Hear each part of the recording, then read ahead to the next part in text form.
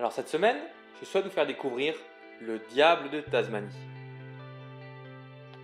Alors non, pas celui-ci, mais celui-ci, qui a rien à voir avec le dessin animé qu'on connaît. Alors le diable de Tasmanie a seulement la taille d'un petit chien. Sa fourrure de couleur noire lui permet de rester camouflé lorsqu'il recherche de la nourriture la nuit.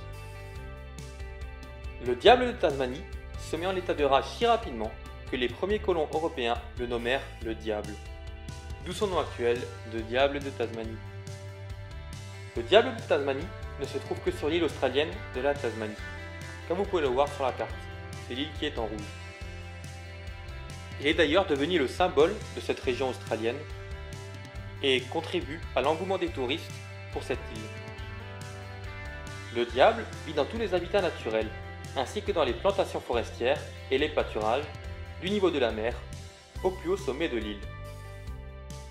Les forêts et les terres boisées restent ses terrains de chasse favoris, alors qu'il a tendance à éviter les forêts humides et denses.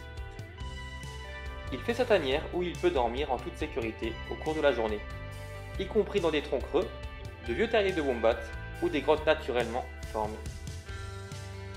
Alors sans plus attendre, on enchaîne avec le top 10 des choses à savoir sur le diable de Tasmanie. Alors numéro 10, le diable de Tasmanie est un marsupial carnivore. Il est donc lointainement lié à des walibi et des wombats. Bien que le plus proche parent du diable de Tasmanie soit le kangourou, il a l'apparence d'un chien sauvage.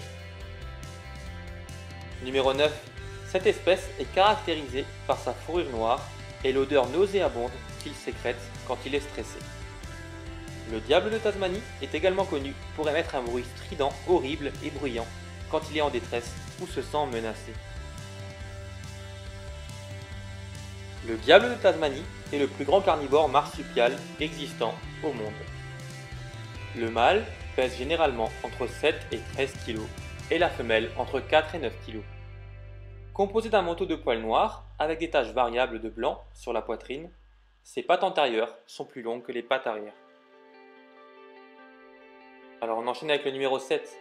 Le diable de Tasmanie est un opportuniste. Il mange ce qu'il trouve habituellement, des charognes, parfois même de la viande pourrie. Il se nourrit également de fourrure et d'os, qu'il écrase dans ses puissantes mâchoires. Bien que solitaire, il arrive que des diables de Tasmanie se rassemblent pour se nourrir, se grognant souvent violemment les uns sur les autres en essayant d'effrayer leurs concurrents. Quand ils ont fini de manger, il ne reste rien de la carcasse. Les diables de Tasmanie chassent en solitaire, par une combinaison de courtes poursuites et d'embuscades. Ils ont tendance à chasser des proies lentes telles que les wombats, wallibis ou des agneaux. Numéro 6. Ce sont les animaux solitaires et nocturnes. Le diable de Tasmanie se repose dans des terriers, des grottes et des troncs creux au cours de la journée, puis il sort la nuit pour trouver de la nourriture. Il utilise ses longues moustaches et son fantastique sens de l'odorat pour trouver ses proies. Numéro 5. La saison de reproduction des diables de Tasmanie a lieu entre mars et mai. Les femelles diables s'accouplent avec les mâles dominants qui se battent pour gagner leur attention. 3 semaines après l'accouplement, les femelles donnent naissance à un maximum de 50 bébés. Les minuscules petits se livrent à une course pour la survie, seulement quelques secondes après être nés. Car la maman ne dispose que de 4 mamelons, auxquels les petits restent accrochés pendant 3 mois. Autrement dit, seuls les 4 premiers petits diables qui atteignent une mamelle survivront. Numéro 3. Comme les wombats, le diable de Tasmanie a une poche qui s'ouvre sur le fond pour éviter que la poussière rentre en voyageant. Lorsque les petits quittent la poche de leur mère, ils restent cachés dans la tanière pendant 3 mois. Pendant ce temps, la mère apporte de la nourriture aux jeunes et ils peuvent vivre jusqu'à 5 ans dans la nature.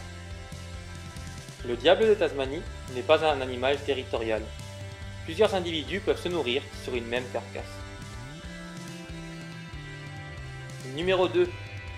Depuis la fin des années 90, une maladie de mutation du visage sévère a fait décliner la population.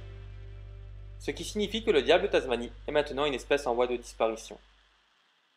La maladie de mutation du visage est considérée comme un type de cancer et tue son porteur environ 1 an après l'avoir contracté.